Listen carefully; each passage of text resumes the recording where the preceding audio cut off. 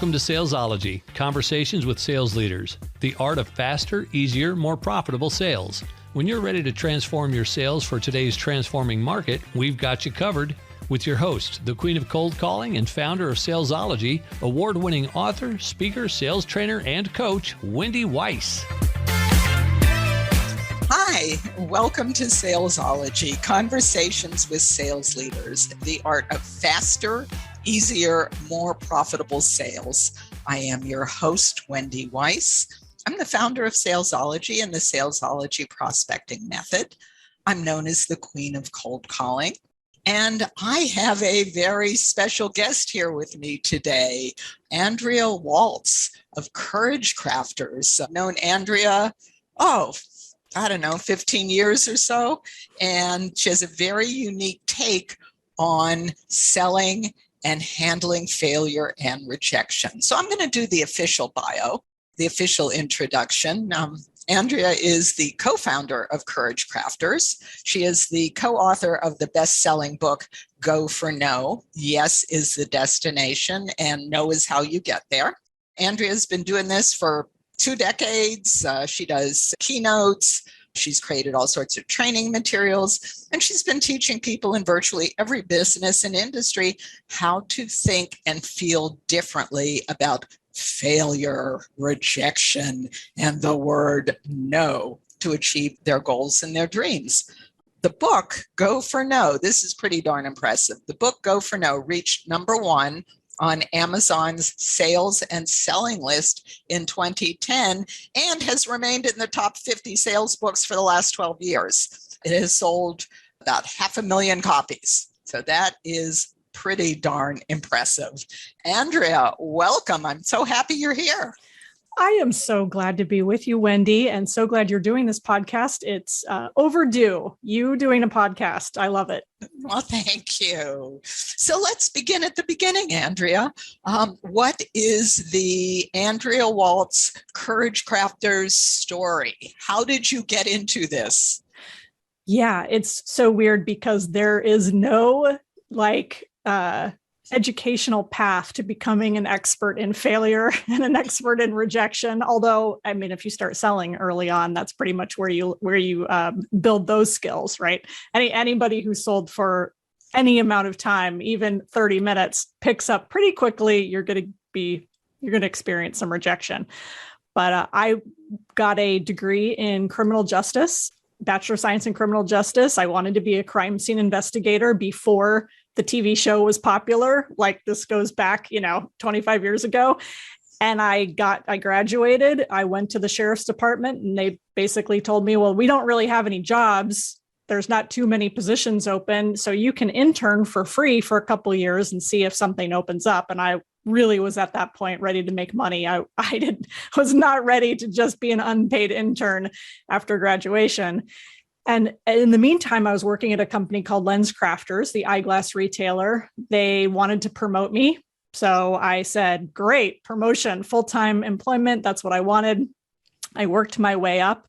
And that's where I met my husband and business partner, Richard, who really is the, creator and brainchild of the phrase Go for No. I like to say we've packaged it. It's certainly not a idea that has never been spoken in sales before. We just took the idea of rejection and packaged it into this phrase, Go for No.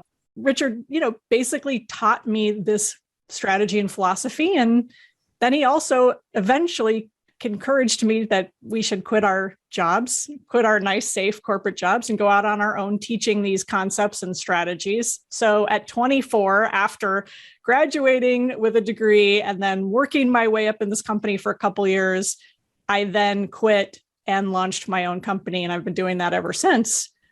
But of course, I started with no idea of what I was doing, none whatsoever. So I've spent 24 years learning how to be an entrepreneur and help people learn this Go for No philosophy that way.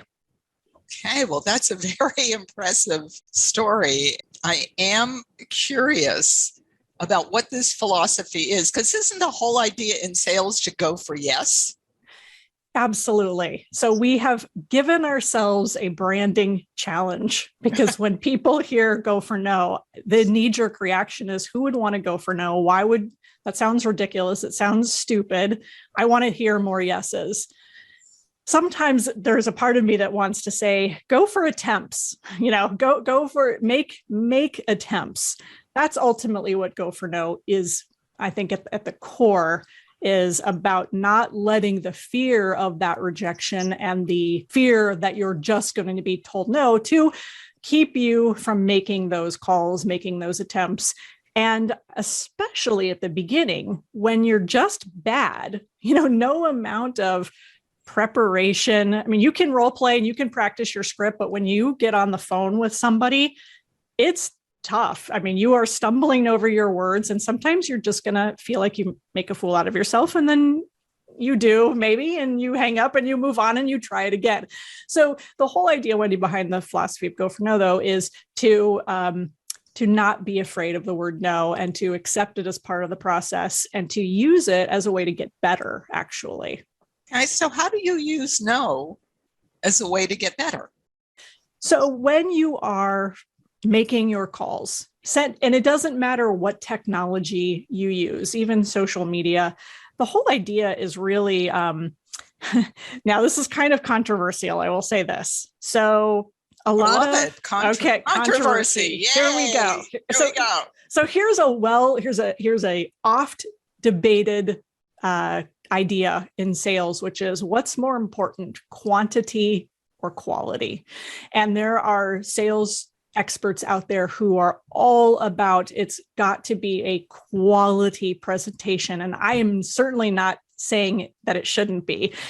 However, we have always maintained that we've always been kind of quantity people, especially when somebody is starting out, where what tends to happen when you go for yes, when you quote unquote go for yes, you look for those very low hanging fruit opportunities. You try everything within your power to figure out who is going to say yes to you, and you only call or reach out to those people with a Go for No mindset, and thinking about it in more of a quantity sense. It's about talking really to as many people as you can, ideally qualified. We really want to be talking to people who have the potential to say yes. Don't get me wrong. You don't want to be talking to non-qualified people. But in that process, you are going for no, meaning the potential will be there to hear more no's in when you increase the quantity of calls you make. And therefore, you have the potential to increase also the number of yeses you are getting. So you are increasing the number of no's, but hopefully also increasing the number of yeses. And I would imagine that for someone that thinks only about quality and not quantity, it would be very easy to not do anything until you are perfect. Exactly. And that's the challenge, is that if you're suffering from a fear of rejection and call reluctance, then the best excuse in the world is, I'm not ready because I don't have the script at the top of my head. It doesn't feel natural. I can't do this. I have to wait until I feel completely fearless, and until I'm so good that somebody hearing my presentation or even my opening pitch will absolutely fall over themselves and say yes. And the reality is it just doesn't work that way. So our take is, if you can increase the quantity, in other words, don't fear hearing no, increase the quantity of presentations you are making, of calls you're making. It's like the equivalent of, well, let me back up. You never hear about an actor going on one audition. You never hear about a performer of any kind. One audition, see how it goes, wait a few weeks. You would be in your 90s by the time you were selected for anything, and then they would tell you you're too old, right? So, exactly. Right. So it's like, no, you go on tens, if not hundreds of auditions, because quantity matters. Now, this, you could say the analogy holds true, which is, as a performer, the better your quality, the more likely you are to get the role. And so I think the analogy to sales is very similar. It's, could you get quantity and quality going hand in hand? The more auditions you go on, though, the better and more natural you're going to get. You're going to just get more skilled. You're not going to freak out when there's 3 people at a table sitting in front of you with their arms folded.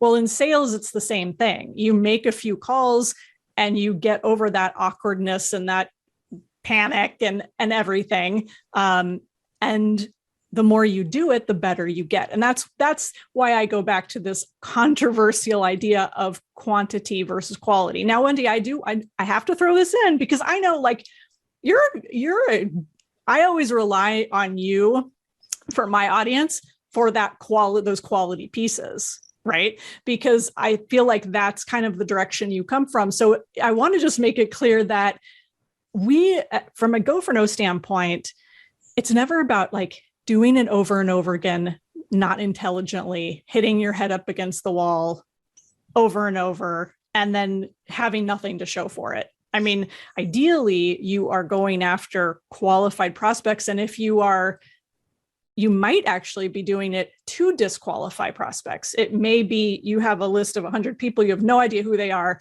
and you're going to try to disqualify them as quickly as possible. So hopefully that makes sense. Absolutely. And you just said something so important that I think a lot of people don't realize, and that is, if you're speaking with a prospect and they say something that disqualifies them, whatever it is they say, they don't meet the criteria that makes a good prospect for you, and they tell you that, that's not even really a no. They were like doing you a huge favor. You don't have to waste your time. Or if someone says to you, I don't want to talk to you, I'm not interested, they did you a favor. They freed you up to talk to somebody that's going to say yes. And I think we're all guilty of that thinking. I have myself had leads in my pipeline where I literally say to myself, they're probably not a good prospect, but I don't know, maybe. And so I leave them there because it's one more potential opportunity. But the truth is that if we just accepted their no, and we just looked at them honestly and said, why are we, kind of following up with this lead that this person hasn't, ultimately, they're not a good qualified person. And so that's another piece of Go for No, is take those no's, as you just said. It saves you time. It saves you hassle. And a lot of times we're just fooling ourselves having extra people in the pipeline. And then every time you get to their name, you skip over them anyway, because you're like, this person is probably not somebody I should waste my time with. So take them off. Like, let's save everybody the time and anguish. Absolutely. And I want to share, since you brought it up, I want to share a New York going to audition story, because I had a friend who was an actress who used to go to auditions, and it seems that she was using the Go for No philosophy. I don't know if she read your book, but what she would do was every time that she went to an audition and she did not get the job, she gave herself a point. So she got 1 point for every no at an audition. When she got to 100, she won. She got 100 points. She won. She'd give herself a prize. So I absolutely love that. I love that. That is completely the Go for No philosophy. And so she was rewarding herself for the activity as much as the results. And of course, the yeses that she might have gotten along the way are the results. And those are the rewards in and of themselves. absolutely. If you go to 100 auditions, you're likely, unless you are a terrible actress, you are likely to get some job. And I know from my background as a dancer, if you don't go to auditions, you don't get the job. No, exactly. And you have to develop that tough, thick skin, which is part of it. And that, again, it goes back to quantity. Yeah. Could you talk a little bit about like reframing how you think about things? Because I know sometimes when people are talking about rejection, they don't want to make calls to prospects because they're going to be rejected, or they don't want to go on a sales call because they're going to be rejected. And sometimes people will say, well, you have to have a positive mindset. And I never actually knew what that meant. So can you talk a little bit about how you start to kind of reprogram your brain so that it's not about the rejection? Yeah. So having a positive mindset while going for no is tricky. And, I remember very distinctly, because it was a clip that we took of you for our Go for No movie, because it was so unusual. You said the statement, you said, I love rejection. I don't mind it. A lot of people can't, they don't like it. They can't handle it. You said, I don't mind it. And that is really like 1 out of 100, but 99 other people, they struggle with it because they think it means something about them. They do take it personally. And so I think when we say go at rejection with a positive mindset, well, let me back up. One of the things that I always say is you can have yes energy when you go for no. So I think sometimes there's this belief of, so if I'm going to go for no, maybe I'm going at it with this negative intention. So people are going to start telling me no more often. I'm going to start attracting no's. No, absolutely not. You want to do the absolute best possible that you can. Go into it with a positive mindset, meaning this person could very well be the biggest yes you've ever gotten. Have that yes energy, be positive, be upbeat. So it's not about expecting a no, but it is about accepting a no. And that's where the reprogramming process has to happen. And so one of the things that we teach people is their internal and external response when they get that no. It's harder these days to actually get a hard no. A lot of times you get no answer. And so you've got to work really hard to get to this point. But when you do get that no, the first thing that you have to do is not beat yourself. Do not have that knee-jerk reaction of beating yourself up like, oh, I failed. I'm awful. I'm a horrible salesperson. Why am I doing this? All of these internal messages, you've got to shut that down immediately. And then you've got to keep going. You've got to turn this around and say, I am going to keep going and keep my activity up despite the fact that I just got this no, and that this no is part of that process. So that's the external reaction, is force yourself to keep going. In other words, don't give in to that part of you that says, I have to stop and slow down. This is devastating. This is a behavior that I have to stop. It's to force yourself to continue. Just like anyone who plays sports, you have a bad play, you fall on your face in the mud, and really all you want to do is crawl off the field and go cry. But you can't. There's still more game to play. And that's what we have to do in sales. We've got to push through those negative feelings. And that's when we do that, that's how we reprogram our brain. I love this, Andrea. I have a whole bunch more questions I want to ask you about your favorite tips and tricks, maybe reality checking. And I'd love to hear some examples, some before and after examples. We're going to take a really short pause here for a word from our sponsor. And our sponsor is Salesology 3X Appointments. You know how frustrating and stressful it is when you leave every sales meeting wondering if your sales team knows how to sell, because they're not selling and all you ever hear from them are excuses. They blame your marketing. They say you need to do more social media. They say you need a new website. And you know something's wrong, but you don't quite know what it is. And you're even starting to wonder if it's you. You don't have a lot of options. You could fire them all, you start from scratch. That would be expensive. And you're really sick of waking up in the middle of the night wondering how to fix this. Well, imagine instead that you have an easy to use, replicable system that ensures your team can easily schedule qualified appointments. And imagine that your team is excited and motivated. No more excuses, and you feel good. Salesology 3X Appointments can make that happen. If you are a business owner or a sales manager with an underperforming sales team, let's talk. Click on the link to my calendar in the show notes and schedule a time. And I look forward to meeting you. So back to you, Andrea Waltz. I love what you are saying, because what I'm hearing is that ultimately it's about taking action.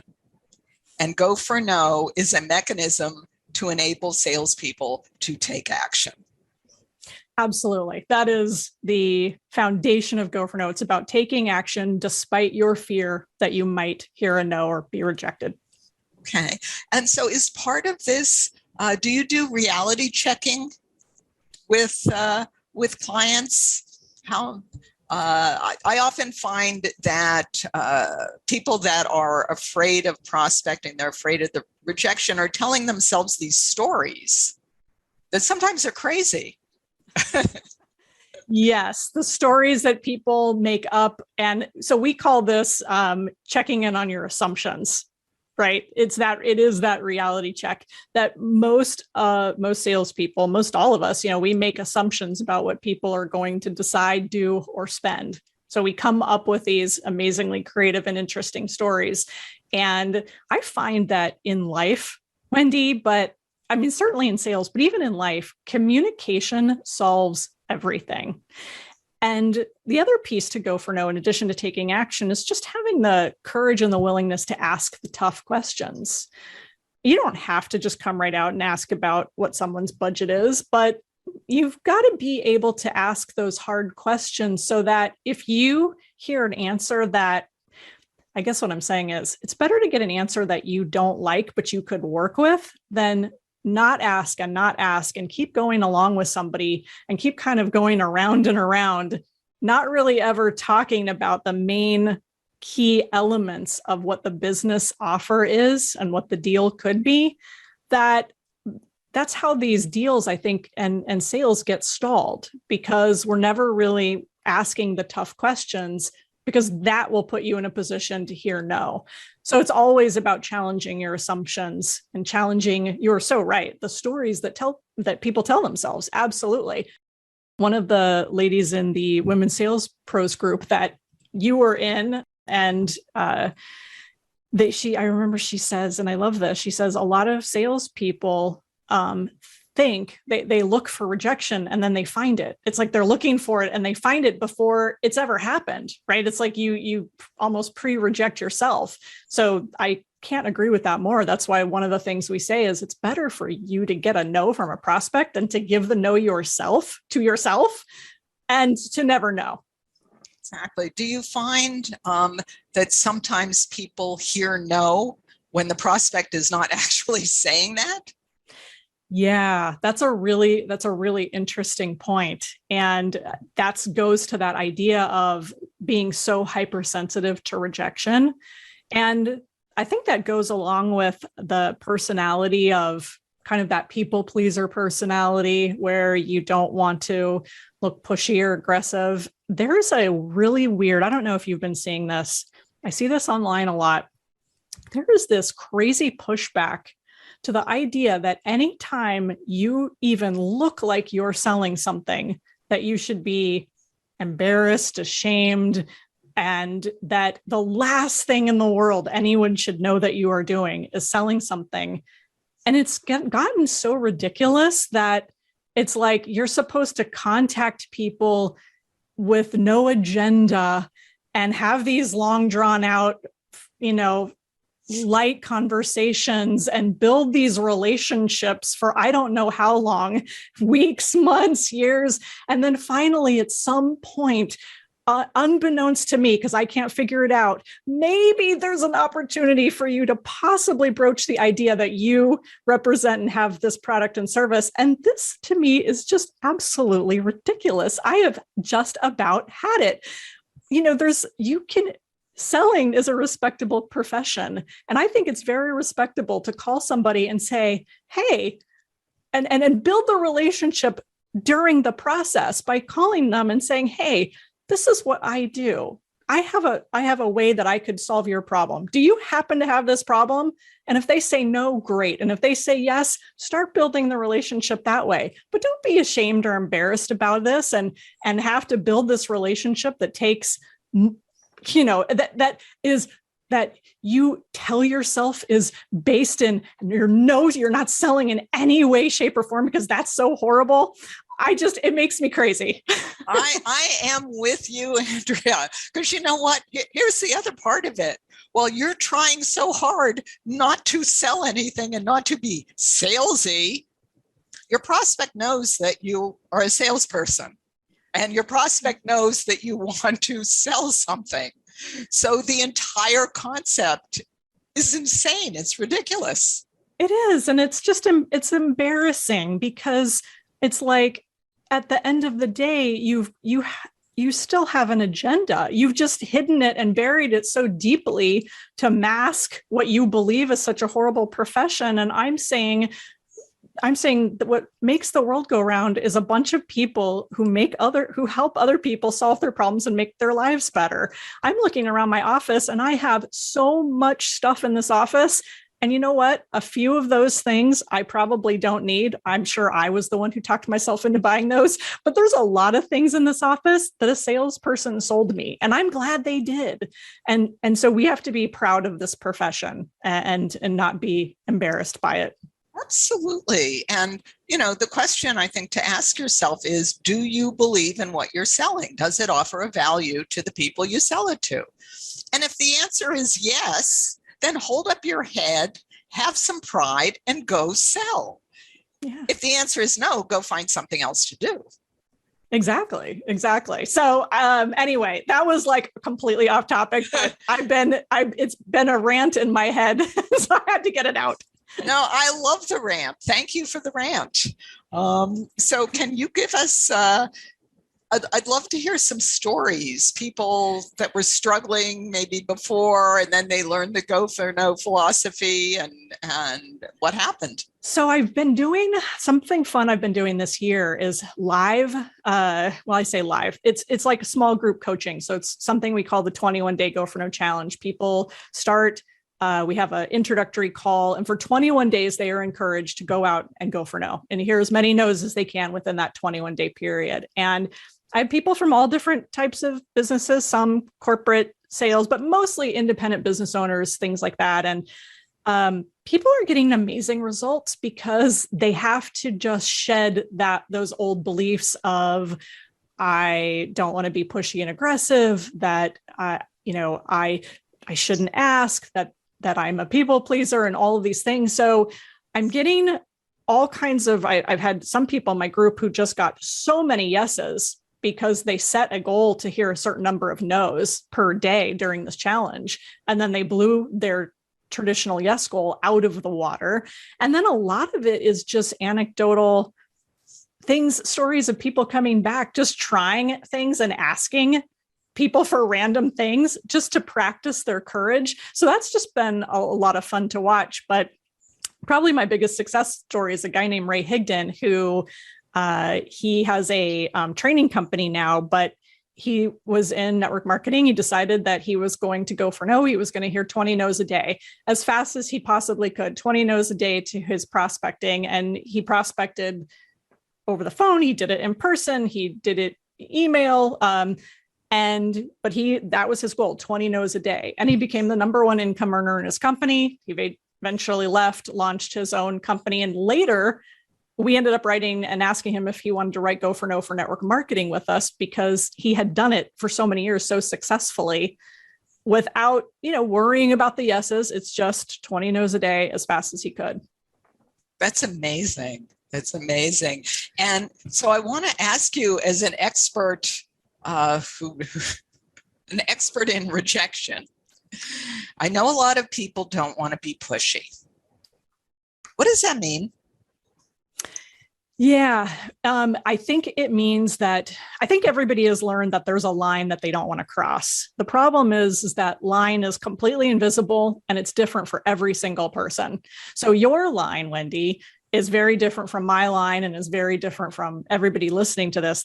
We all have different lines. So what happens is the person who doesn't want to be pushy is so fearful of crossing that line that they have to stand so far back just to make sure that they don't cross over this. And what that looks like is, and I think there's usually some kind of minor traumatic event when they were young or early on in business and sales where someone yelled at them and said, hey, if I wanted to buy your damn product, I would have called you and get out of my office, or the phone got slammed down in their, in their ear.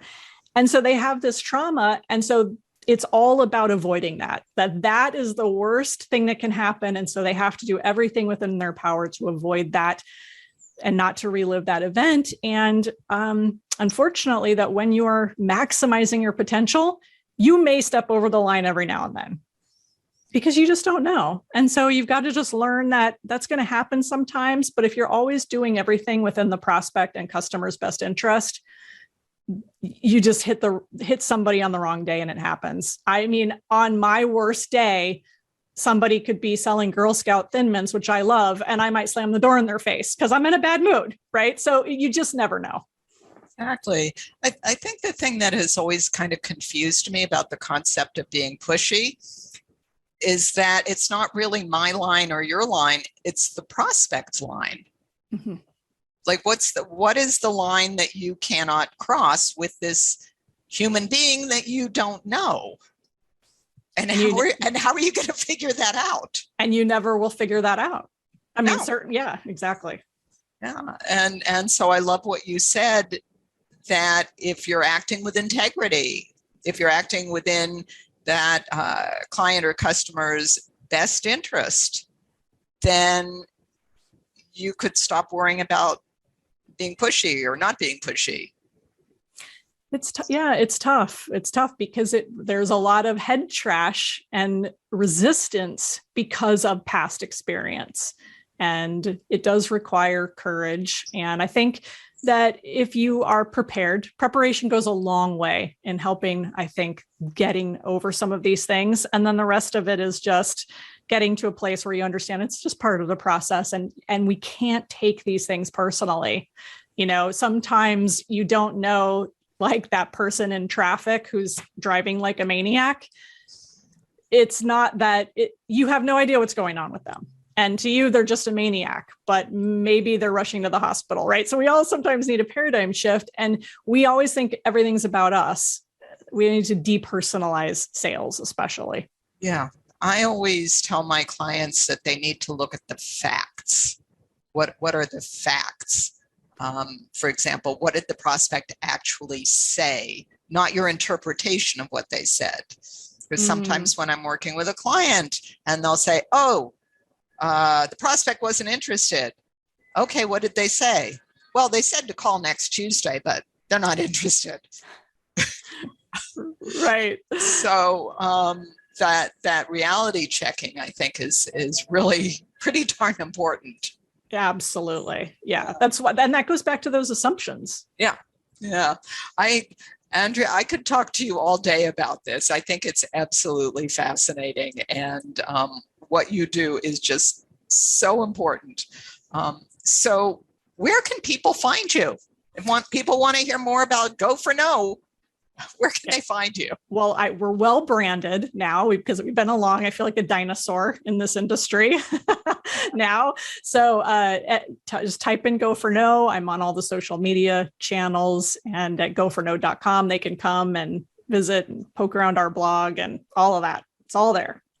Okay. Well, you also have something special, though, for our audience. So can you talk to that? Yes, our Go for No 20 question quiz or assessment. It's not like it's completely scientific, but we developed this assessment years ago so that people could kind of see where they're starting. Where are they starting in their mindset in relationship to failure, success, rejection, all of that kind of stuff.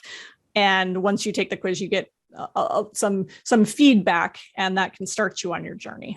Yeah, so we are going to post your website, goforno.com, and also the quiz, which I believe is goforno.com/quiz in the show notes. And the spirit of full disclosure, I just took the quiz and I scored moderately high. So feeling like a little bit of a failure now, but I'm going to work on it. And the higher the score, so the higher the score, yeah, the more work that you have to do. It's kind of but I will tell you this, Wendy, we didn't mean to make it so difficult, but there are a lot of the way it's worded, a lot of the questions are challenging to see kind of what does this really mean? There's, they're not obvious questions. So it's kind of, it's tricky. I'm just warning you, if you want a challenge, come take the quiz. Well, it made me think. It's not tricky like gotcha. It made me, every question I had to stop and think about how I feel and think about whatever the question was about. And then I went on to the next one. I was like, oh, okay, I have to think about this. So it wasn't something that I could run through in 30 seconds. It took me a few minutes to go through it and think about it. And I thought it was really, really interesting and thought-provoking. So everyone, all of our listeners, go take the quiz. To finish up, I want to thank you, my special guest, Andrea Waltz, for being here today. And I want to invite all of our listeners, please share us on social media, tell your friends, give us good reviews, and go to the show notes so that you can take the quiz and go to goforno.com. And thank you for listening into the Salesology Conversations with Sales Leaders podcast. Till we meet again, visualize yourself surrounded by cash, really large bills. You've been listening to Salesology, Conversations with Sales Leaders, the art of faster, easier, more profitable sales. Be sure to follow so that you don't miss a single episode. And while you're at it, please leave a rating and review, and be sure to share it with your friends. Tune in every week for more exciting insights and wisdom on transforming sales. And until next time, visualize yourself surrounded by cash, very large bills.